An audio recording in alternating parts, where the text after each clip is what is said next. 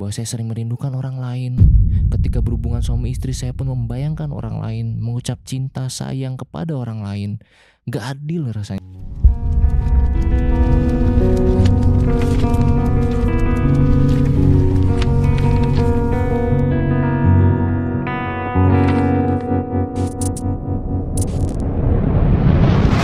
Hai semuanya, gimana kabar kalian teman-teman? Semoga sehat selalu, semoga baik-baik aja. Hari ini kontennya curhatan. Aku berharap dengan bajuku yang hitam-hitam ini curhatannya nggak menyedihkan ya. Jadi kita langsung dengerin aja curhatannya. BTW buat kalian yang mau curhat, kalian langsung aja cek di description box, diklik itu ada email. Kalian bisa langsung voice note aja, lebih gampang kan, tinggal diklik emailnya terus kalian voice note, tinggal dikirim, selesai. Nah karena ini bentuknya teks, ada beberapa orang yang mungkin nggak pede dengan suaranya, dia ngetik, terus ini kita audioin. Jadi di audioin sama timku, kita dengerin bareng-bareng ya. Hai Adel dan tim, saya mau menceritakan pengalaman yang baru saja saya alami. Saya laki-laki berumur 35 tahun yang berasal dari Kalimantan. Istri saya juga sama, umurnya 35 tahun. Dan kami berpacaran sejak tahun 2009 dan menikah pada tahun 2014. Saya seorang karyawan IT di perusahaan migas yang bekerja dengan sistem rotasi. 2 minggu kerja, 2 minggu libur. Sedangkan istri saya seorang dokter. Kami bahagia awalnya, adem ayem, jarang sekali bertengkar dari tahun ke tahun. Sampai pada ketika kalimat sudah punya anak berapa, itu mulai mengusik batin saya. Saya gak pernah berpikiran aneh-aneh sebelumnya, bahkan gak pernah selingkuh dari pacaran sampai menikah beberapa tahun. Pada akhir tahun 2019, akhirnya kami mulai program untuk inseminasi, namun ternyata takdir belum mengizinkan. Karena di awal 2020 pandemi datang dan membuyarkan semua rencana kami. Istri saya jadi luar biasa sibuk di rumah sakit. Saya pun rotasinya diubah jadi 1 bulan kerja dan 1 bulan libur. Di tahun 2020, pada saat pertengahan pandemi, saya pun akhirnya memakai bot Telegram untuk mencari kenalan. Untuk iseng aja awalnya. Karena 1 bulan di lokasi kerja, istri juga sibuk di rumah sakit.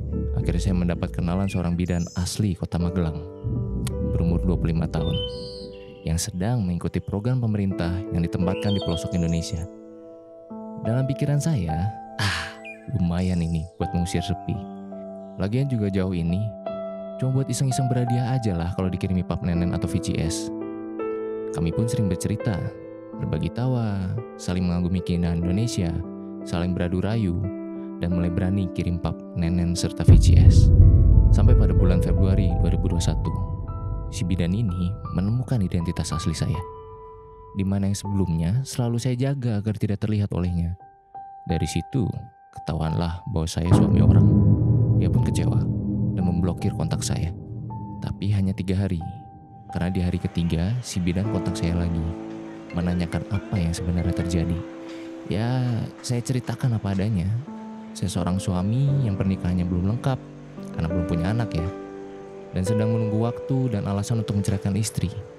Singkat cerita, akhirnya si bidan ini menerima saya kembali, dan kami jadi jauh lebih intens dari biasanya.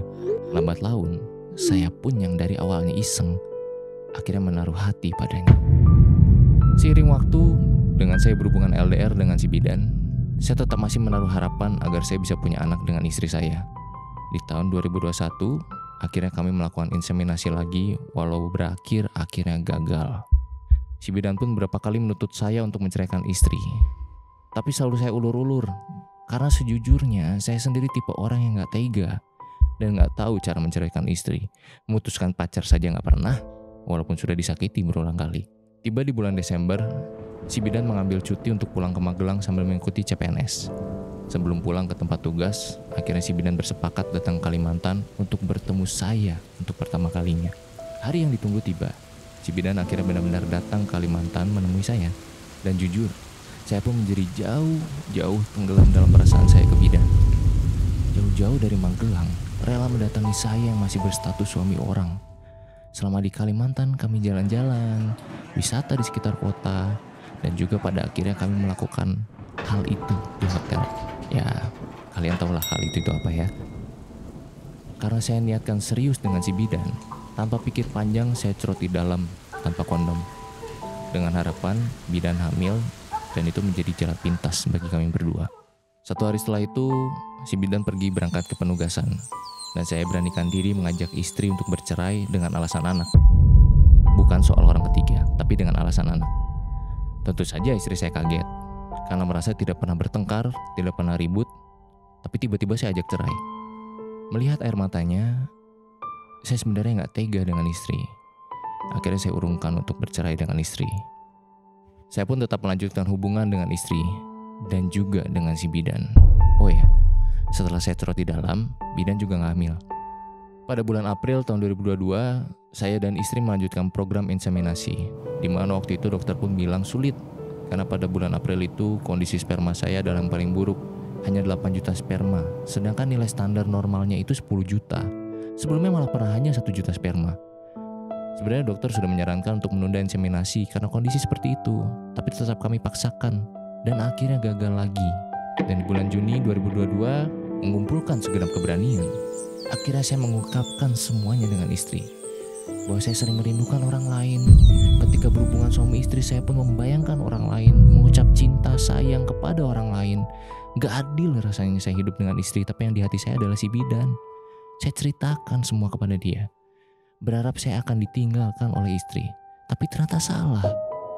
Istri saya malah memaafkan saya, mau menerima saya kembali, asalkan saya berubah katanya, dan memutuskan hubungan dengan si bidan. Tapi niat saya gak berubah. Saya gak ingin dimaafkan. Yang saya ingin itu ditinggalkan. Saya pun berangkat kerja. Singkat cerita, ketika di tempat kerja, saya meminta kepada istri di bulan Juli saat pulang dari tempat kerja, saya gak akan pulang ke rumah, dengan dalih ingin menyendiri memikirkan lanjut atau tidak dengan pernikahan kami.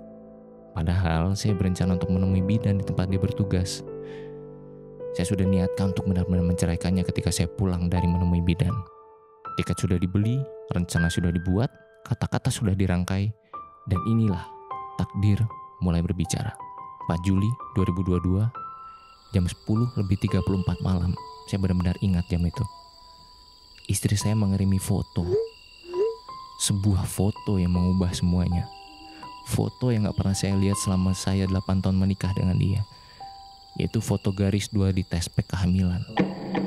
Malam itu saya menangis sejadi-jadinya. Saya sujud syukur. Dan saya bertanya, inikah yang dinamakan dipermainkan oleh takdir? Ketika saya siap 100% untuk menceraikan istri, Allah malah menitipkan amanahnya ke saya, yang selama 8 tahun ini kami tungguin, selama ini kami nantikan.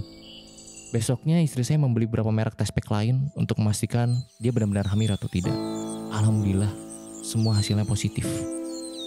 Karena tidak puas, istri saya pergi ke USG.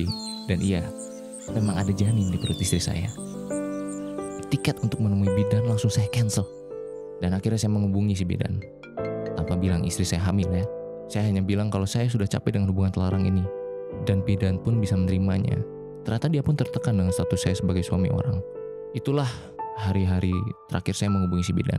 Karena semenjak itu semua sosmed saya blokir. Nomor telepon, WA, Telegram, email, semuanya saya blokir. Bukannya saya nggak sayang. Saya sayang sekali dengan bidan. Sudah banyak mimpi yang kami bangun. Namun dengan adanya janin di perut istri saya, semuanya jadi berbeda. Dan saya berjanji pada diri sendiri akan kembali ke istri dan calon anak saya, Zahrana. Iya, saya sudah memutuskan beri nama anak saya Zahrana, yang berarti penyelamat. Anak yang jadi penyelamat hubungan ibu dan bapaknya. Mungkin suatu hari dia akan tanya, ayah, kenapa nama saya berarti penyelamat? Dan kalau cerita ini diangkat sama Adele, di hari dia tanya itu, saya akan perlihatkan padanya video ini. Ya, saya mohon doanya agar semua lancar sampai hari lahirnya Zahrana. Kok aku sedih ya? Nggak sedih ini. Ini apa ya? Campur aduk ya dengernya. Nggak tahu kalian gimana. Aku sih ngerasanya kayak awalnya menyebalkan, tapi ditutup dengan manis gitu ya. Ya itulah. Kadang rencana manusia tuh kita boleh berencana macam-macam gitu ya, tapi kan Tuhan yang punya rencana gitu. Rencana Tuhan lebih indah gitu kan. Coba bayangin kalau jadi cerai terus hamil, sedih juga, tapi semoga Zahrana sehat, nanti lahiran juga lancar, nggak kurang suatu apapun, organnya lengkap, sehat, jadi anak yang bisa menyelamatkan banyak orang, nggak cuma orang tuanya aja nanti. Semoga nggak kepikiran lagi untuk hal-hal yang tadi dilakuin di awal. Kita apresiasi untuk laki-laki berumur 30-an ini, karena bisa mengakui cerita ini dan dengan sadar mengakui semuanya gitu. Walaupun percayalah kalau di kontenku identitas gak akan diungkap. Dan kita harus apresiasi istrinya juga. Betapa legowonya seorang istri, betapa nerimo, sabar. Dan laki-laki ini cerita sendiri kalau emang spermanya kualitasnya jelek. Dan kalian juga harus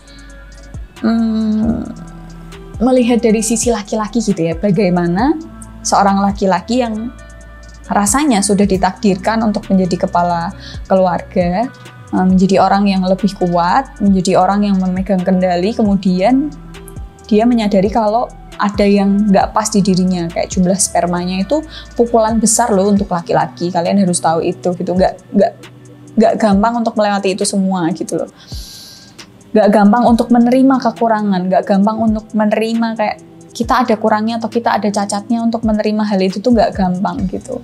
Nggak gampang juga buat seorang istri untuk tetap menerima si suami walaupun ada kekurangannya dan tetap mau usaha gitu loh.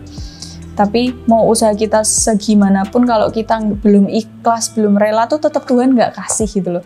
Tapi ini mungkin doa istrimu kenceng mas, mungkin dia tahajud tiap malam atau mungkin berdoa menurut agamanya gitu ya.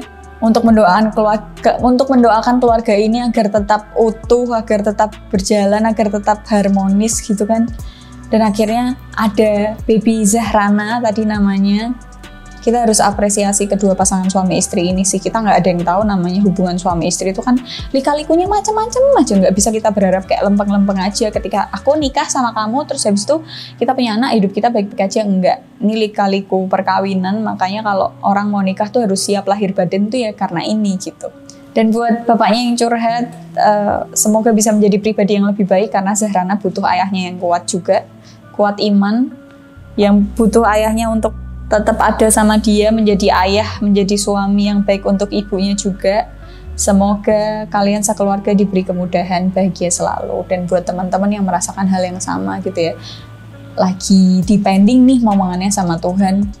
Ketika kalian lagi ada masalah pasti pikiran tuh keruh kalut gitu ya. Jangan pernah melampiaskan kemarahan kalian atau penyesalan kalian, kenapa kok aku kayak gini ya, kenapa kok pasanganku kayak gini ya, itu ke orang lain, dan mencari jalan pintas gitu. Semangat aja karena pilihan menikah itu kalian yang mau, kalian berdua yang mau, jadi jalanin bareng-bareng. Itu sih, semoga cerita ini menginspirasi ya, ini sih menginspirasi aku. Semoga kalian juga ikut terinspirasi. Terima kasih karena curhatan kali ini nggak menyedihkan menurutku, karena ini memotivasi juga, jadi pelajaran buat kita semua kalau menikah tidak semudah itu, dan persoalan ketika menikah itu tidak semudah, tidak segampang kayak, kok aku rak lulus-lulus ya, tapi serumit ini.